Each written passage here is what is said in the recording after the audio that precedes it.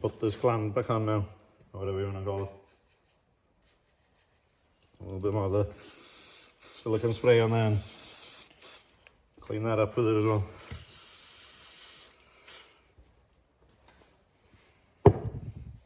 I'm not keen on putting the seals on dry.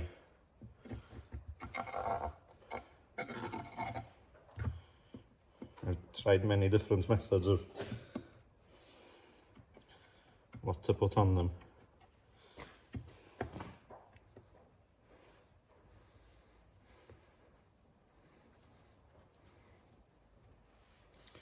Now I don't have an old bearing or anything to hit that on with. When I hit the inner race of the bearing, don't hit the outside, don't hit that. You'll damage the bearing. So tap the inside. If you're going to damage parts, you might as well pay someone to do the job. Because the parts are a good 50%, if not more, of the cost of the job.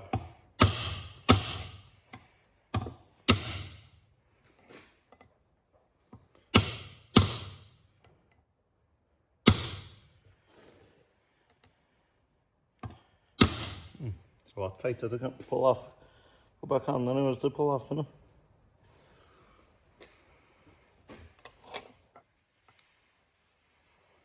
Yeah, the biggest issue is getting it on. There you go. Just slightly up on this side. Shows. And it's gone.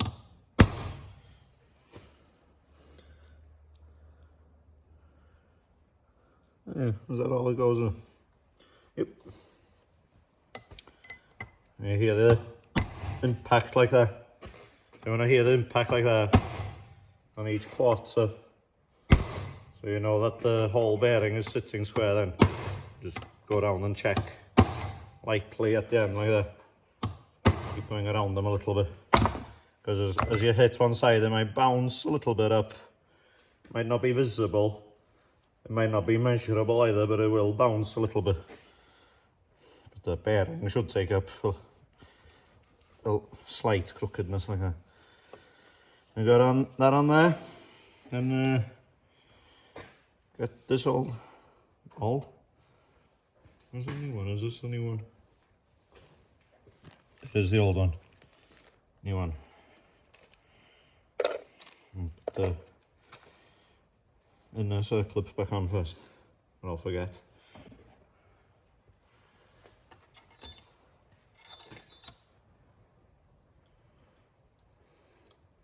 Patience is the key to doing most of all this work. If you're not patient, especially if you're a bit inexperienced.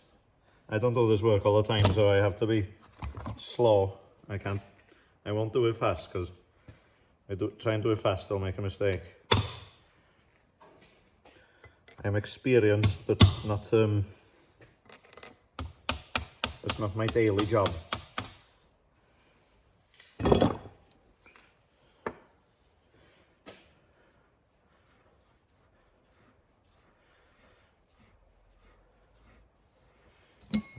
Run a little bit of this EP90 into the bearing as well.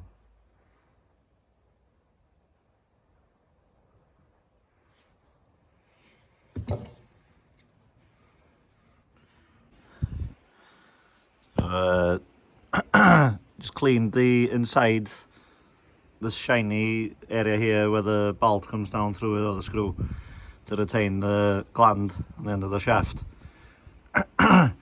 Clean it all way around, make sure it's perfectly clean, because that's where the O-ring seals.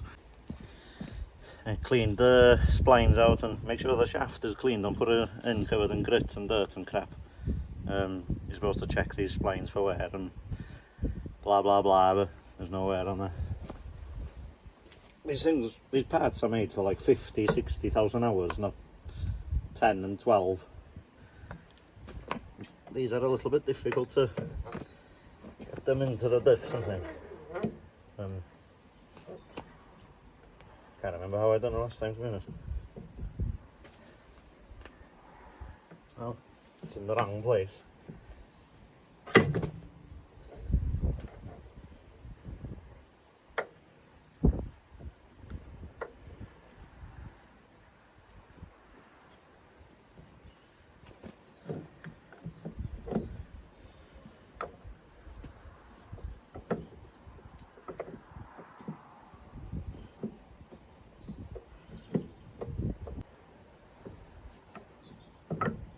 I remember it being difficult.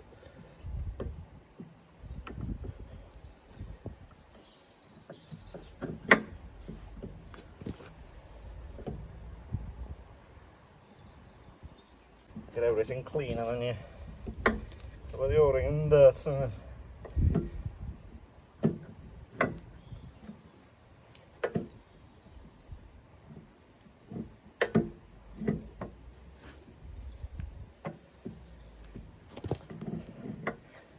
Right, trying to line up a calf.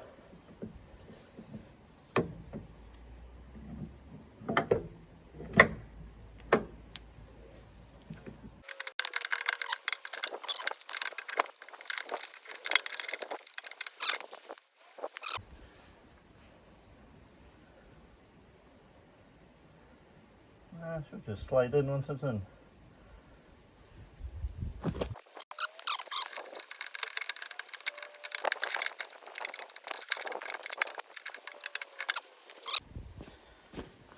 Give the O-ring a little bit of a rinse.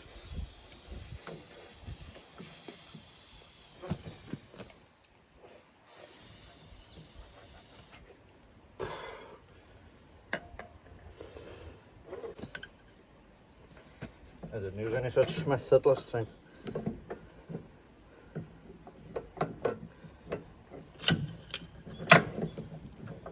I might have been looking good, I didn't straight away though.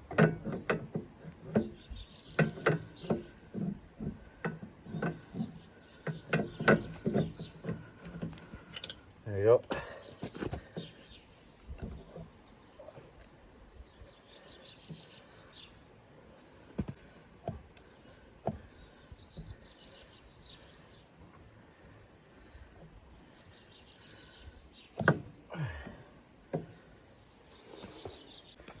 Well, I didn't make that look difficult at all, did I?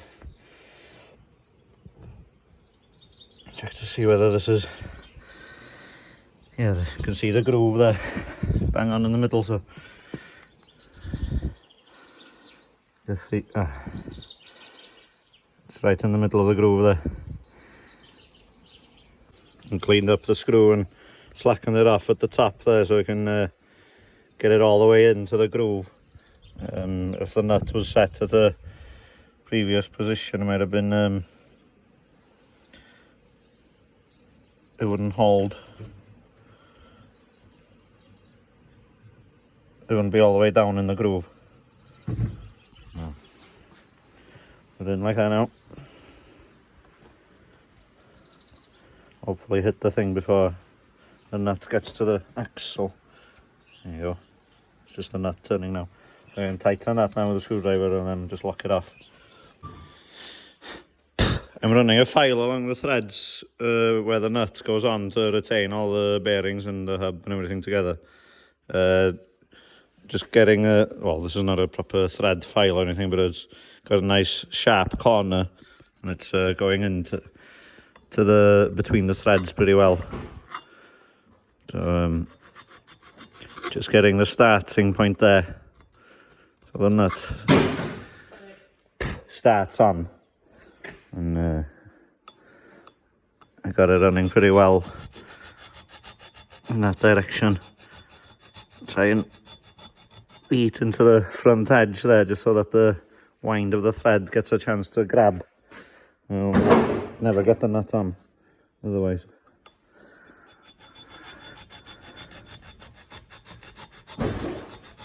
Just try and pull it into the face. The file won't go all the way into the middle of the grooves to clean them out, but I'm not minding it not doing that. It'll make the nut a little bit tight to turn at the start here, but I don't think it's a bad thing. Have the nut a bit tight. it'll be as if it's got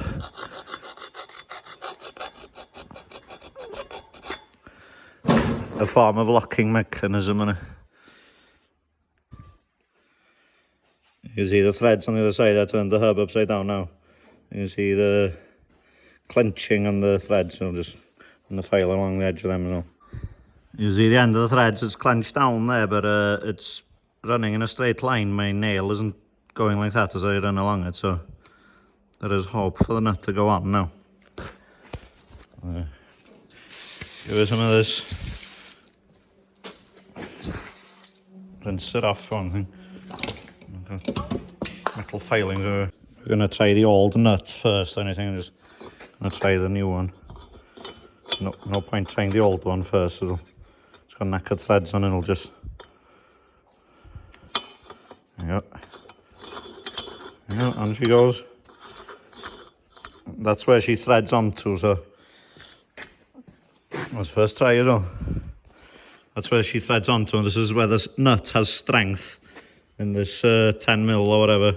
So 10mm from the end of that gear is what's doing the hard work. So what I've filed at the end here isn't weakening anything really. It's weakening a little bit of the strength of this, but the bearings shouldn't be pushing across with enough force to strip the threads on the nut. Like if you're doing that, there's something massively wrong.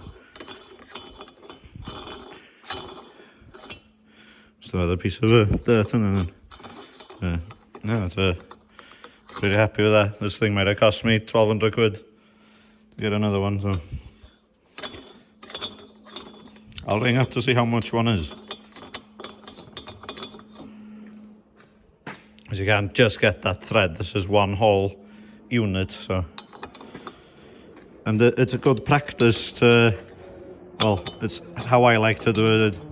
Turn the nut in the opposite direction first, because you don't want to start cross-threading something you've repaired like this. So go in the opposite direction until you hear a click or drop. I'm having much luck in it. There you go. No. Don't force once you've repaired threads. Like if you bugger up the start, you'll never get them on then. There you go. It has to clunk and the nut has to be square. It can't be crooked. If it looks crooked, it's wrong. Don't try starting it crooked. Take it off and file the start. The beginning of the thread is the most important part to get it on. The rest is just to make it thread on nice and smoothly. The pit, or the ridge in the thread isn't deep enough to catch the bits in the grooves there, so it's not making it stiff at all. They make the nut and the thread with enough play in them so that, you know, that nut's got about, I don't know, about 0.3mm or more of room to wiggle. It's binding there sometimes. There's a piece of dirt there. There you go. So same with the bearings here. It's not supposed to be a how-to video, but it's a little bit how-to-ish at the moment. I'm sorry about that. I don't like being a how-to. But I'm just explaining how I do it, so it helps you if you're stuck or whatever. So if I can help one person, I'd be glad. Find it a good thing to do. People are struggling and don't have the mechanical abilities maybe. So I put that ring in now, got the surface clean, and inside there I wiped it with a rag. It's already been washed before, but I wiped it again and put some of this over the outside, this penetration fluid, just to help ease the ring in. You want to start them off so they're sitting square, so you don't want them sitting crooked, but there's a little bit of a taper when they start off, so it's a little bit difficult to get them to start off square. Got an old ring here off the other one. Just put that on top of there. And a piece of this dusty flat bar that'll cover everything in dirt again. Wipe it on my trousers. So I haven't got anything else to hold it with. Put that on there, then this one should go in pretty smoothly. It's came out easy now. You don't want to be hitting the race itself, you want to be hitting it with something else.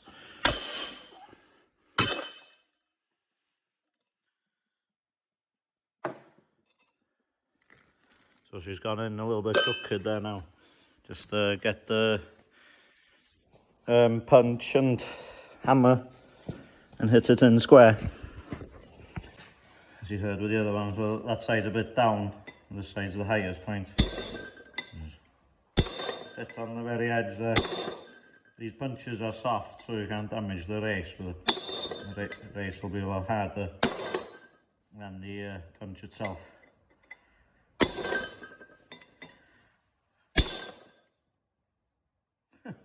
Piece of the punch flew off. That's a good punch, isn't it? Fill your eyes up with shrapnel. There you go, it's not quite in.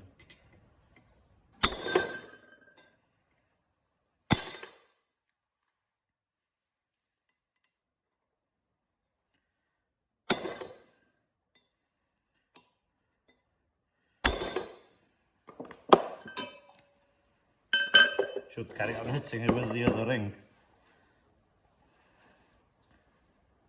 Got the other ring on top of it now. Beat on this a little bit. It's staying within the groove pretty well there now. Don't hit the edges. It's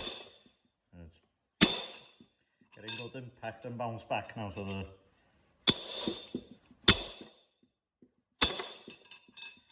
ring will be well seated now. There you go.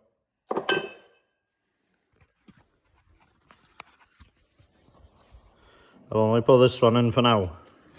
The other bearing's still in its box. I'll put that one in when I'm ready to put it in case I confuse bearings with races.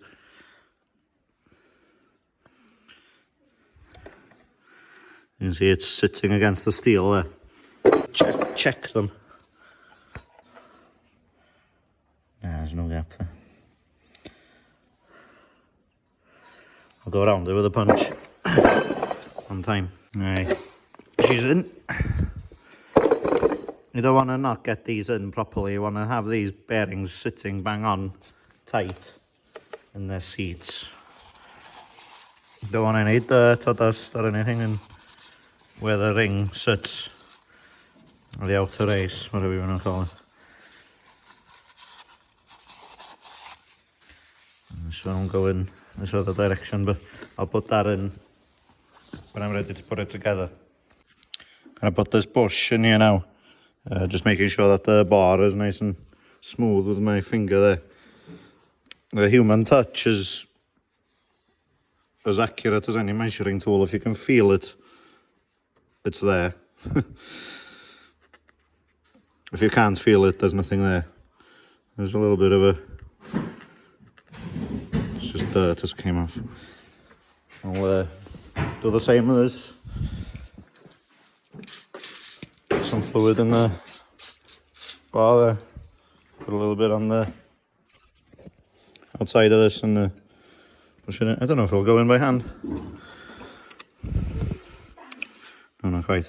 This little bush is something that can really easily get damaged, so you don't want to be beating on it at all hardly. It's a little bit crooked now, so I'll just straighten it out a little bit and just gently tap it in with a punch. I'll see if I can get a socket to sit on it first.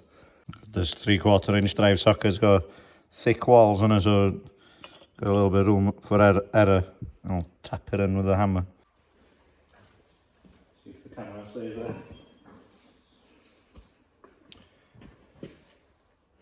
You know, this end is going first.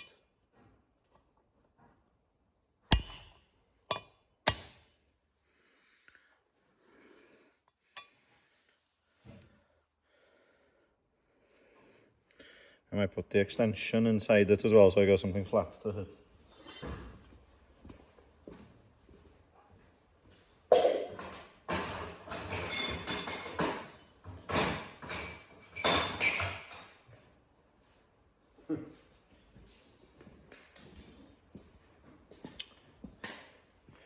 Put the extension on it then.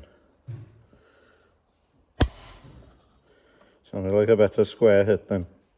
A little bit more of this around the bush.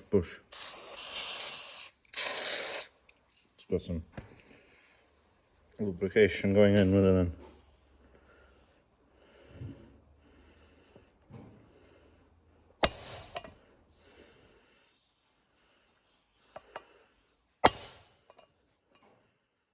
Going in anyway.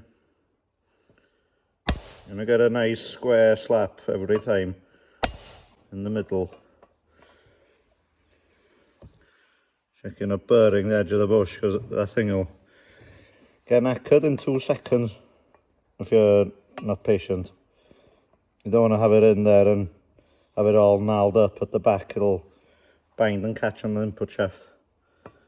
If you're not happy to do this, take it to someone to press it in.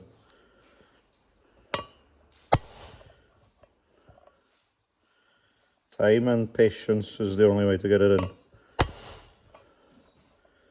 2 things that I don't have in abundance. But sometimes you have to make yourself have it.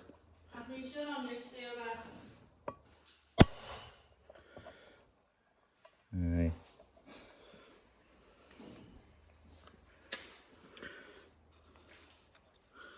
Looks like it's going in pretty square. Just checking that it's got how much further it's got to go.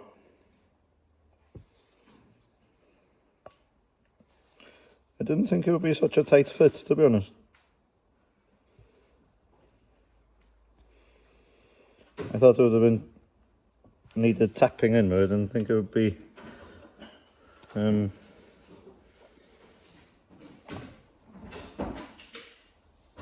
it's difficult to get that to sit there. Everything in the middle.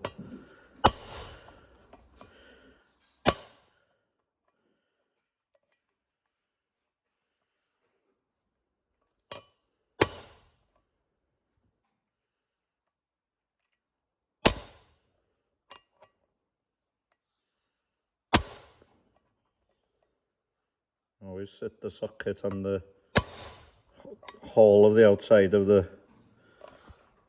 bush. Should have put this on first. I could have checked that the input shaft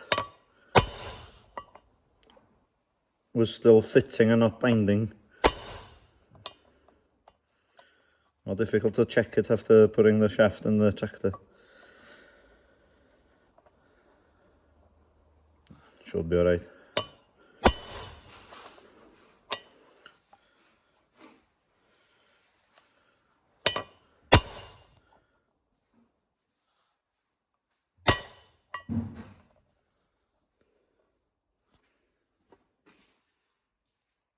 Oh, she's all the way in now.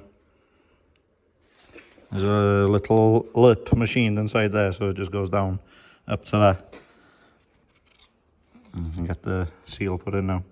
I just had a look then with the lamp. The bush isn't all the way down. Oh, it is now. I slapped it some more with the socket until the socket wouldn't go any further. This is in there now. I thought the socket wasn't fitting, but it was just the bush impacting at the bottom. See a gap around the socket like that. So she's well in there now. You always have to check things. Got the seal in and lubed up, just whack it in now. I pushed it in a little bit by hand so I can finish it off the socket quite easy now. That seal gets down till it's bouncing as well, the same as everything else. Some people like to go 12, 6, 3, 9, whatever, or 9, 6. I like to just hit whichever side's not going down and check that it's going in square. If you've got a press or something, it's easier, but when you're using a hammer, it's a slightly different technique. I got her sitting on the, what I did, it's bounced over. It was sitting on the lip here. Trying not to damage this.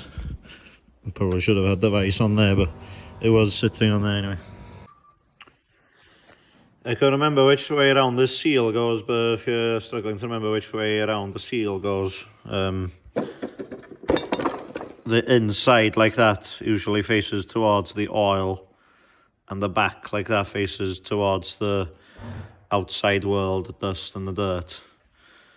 So should have been on there like that, but inside this one, so she'd be like that in here, with the back pointing outwards towards the outside world. Keep all the dust and dirt out, and the hub just slots into that there like that. The outside edge here where the seal sits is a little bit rough. I probably didn't sand it last time when I put it in. I'd have been in a hurry to get it back together. So I'll just run a little bit of sandpaper just to smooth that edge off. In case, because if that's a rough edge and the seal on the outside is pressed in. Just realising as I was putting this seal in, the seal was in the wrong way around. It was in like that. And I hit the chisel in to bend it in with like that. It's supposed to be in like that.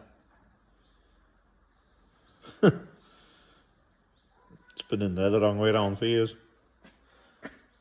I don't know why I would have put it in the wrong way around last time. Because I took it out last time and put it back in straight away. I can't remember if I put it back in, I did have someone helping me. But I did put it back in the same direction as it came out. I don't know. I don't know why it would have been the wrong way around. That's the direction they're supposed to be, with the backs of them pointing outside. This looks like a better seal than the other one. It's got 3 lips, 3 ridges on it. That one's only got 1, and a really thin one. It's got 1 there for the dust, I suppose, and this heavier one points inwards towards the oil. It is cracked, but the thing was leaking so much oil I wouldn't have seen that was leaking. So this was what was leaking. It would have been leaking because it was the wrong way around. And the lip has cracked. The lip got cracked because, I don't know why the lip got cracked. Because it was full of bits of metal flying around. I'm not sure if this installs flush or pressed all the way in. I think it's pressed all the way in because the inside there is clean, but they can get rusty around where the seal sits. If it's further out, it's better really with plastic and whatever getting in between these and trying to walk its way in. The further out it is, the less plastic and material can gather in this gap here. The further in it goes, there's a lot of room for more material to squeeze in between there and here. And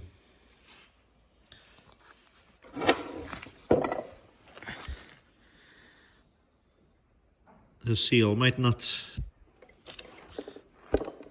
looking at this like this now, it looks like it has to go all the way in because the seal's been running on here and not been running on here. If it was flush with the outside, the seal would be out up here, so there's no room for it to be in that direction, so it does have to go all the way in. because of the shape on them. Checked quickly with the calipers, so there's 32 or 3 mil or whatever there. If you measure from that face to the face of the seal like that, there's 32 mil. 32 mil on this is all the way in here on the furthest point away, so the seal can't be sitting on the furthest point away. You know, you could check things. I'm only saying this because you might not have a manual to hand. Way of figuring things out. So that seal can't be sitting where the tip of that is scratching there now. It has to be in another, you know, I'll measure it.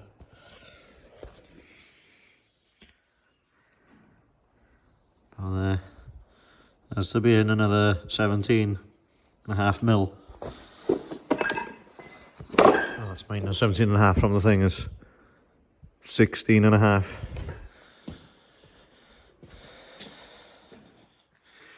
There's thereabouts that much room for it to go down, so hammer it home. There you go, we got it most of the way in. You can see a little bit of clenching where I just tapped it with a punch. The metal on the outside of these seals is soft, but that's not affecting any of the sealing qualities of the seal. I used the old seal to bash it in most of the way, and I just checked it with that punch then. I didn't want this seal to get jammed either, but it seems to be alright. Yeah, it's that job done. I didn't show me taking this off before, so I want to take this gear out because I've ordered a new one. It was £210 or something. So you just put the screwdriver in. In between the little ring like that, and it just flicks out. Go in a little bit, go around a little bit before leave it. There you go. Whole thing just pulls out like that. You'd think there'd be something a bit better holding it on, really, but it's about a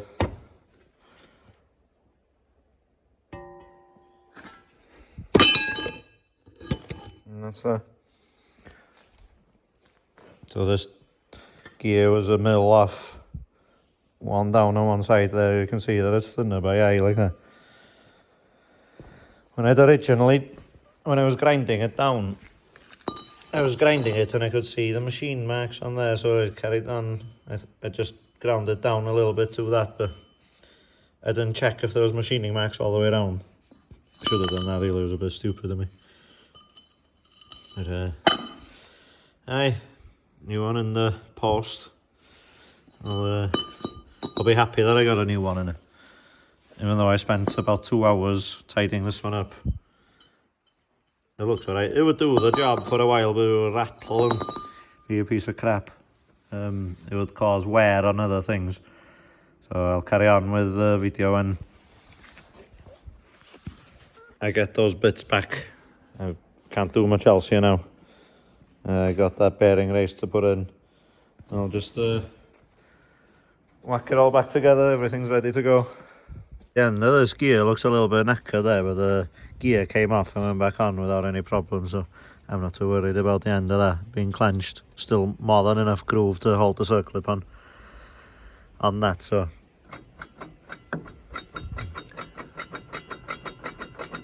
it's quite tight. Oh, hello, good morning, or ahoy hoy if you prefer the alternative. We got to the new gear here now, so we're going to whack this in the ring gear.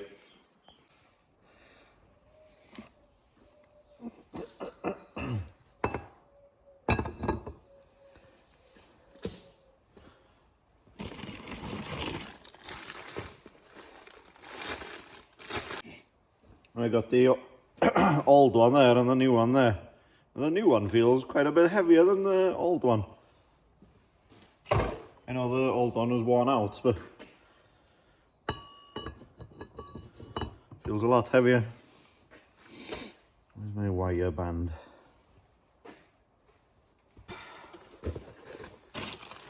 Clear the old rat's nest a bit so I can find stuff.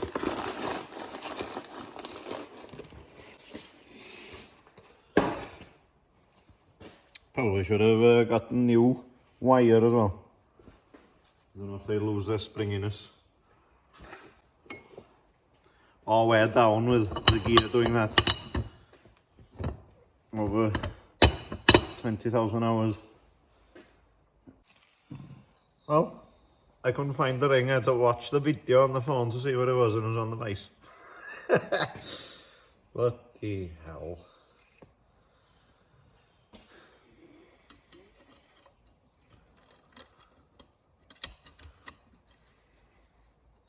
No. Put that in with your fingers. Just finish pushing it down till it pops into place. You have to make sure that things like this are properly seated. Whoa!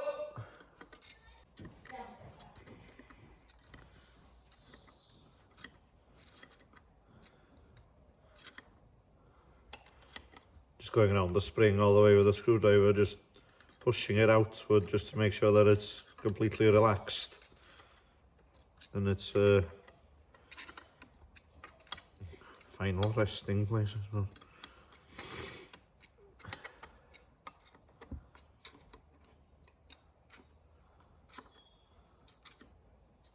Yeah, it's not moving much now. It's not completely round either, when it comes out as more of an oval. There you go. Hardly any play in that now.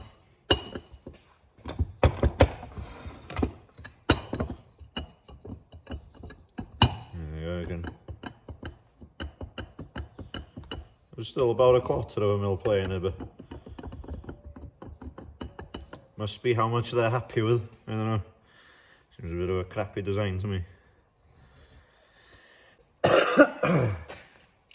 The Carraro on this ring's bolted on, I think, to the hub. It said something about some bolts, and that one about the Carraro on. This thing was made in Italy as well, I suppose. Pepco, anyway. I think they're made in Italy, probably China. So yeah, put this bearing on here as well.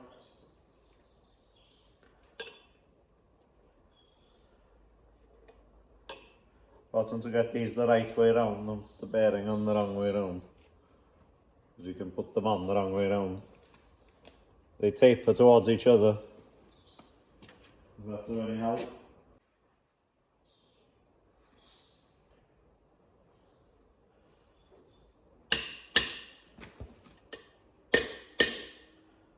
And they're after the punch on this one, minute.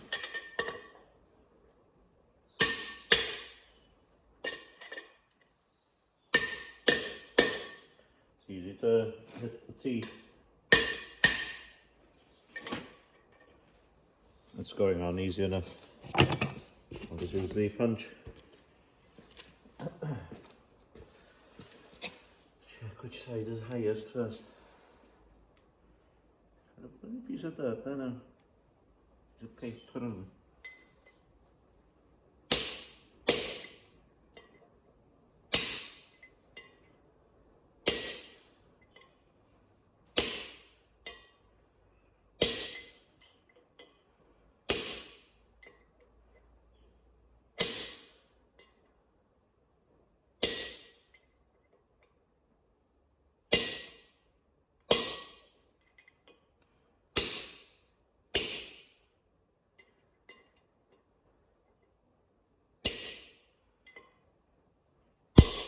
There you go. See a good little bounce off the bearing there. Yeah. Punch wants to vibrate and fly in your face. So you know that she's sitting down nice and square on the housing like that. You can hear a different note to it, and the hammer bounces off. I know experienced people will know about that, but if I'm helping out someone who's inexperienced at doing things like this, that's what you want to be looking for. It's the feel of it. There's a new seals bushing, new bearing, a new outer seal. I'll take this swivel housing, or knuckle housing as it's called in the manual there, and put it on the axle now before putting anything else on it. It would be quite nice just to put it together here, but it'll weigh about 200 kilos. Nah, I don't know. It'll weigh about 100 kgs fully assembled. I'm not far off anyway. Probably, maybe even heavier than 100. So I'll just put this on first, put the kingpins in and check the shims. I'm just giving these bolts a clean, get the grease off so I can put some Loctite on them. I wash them on a grill or in a basket like that. And you've got a gap underneath, they don't fly about.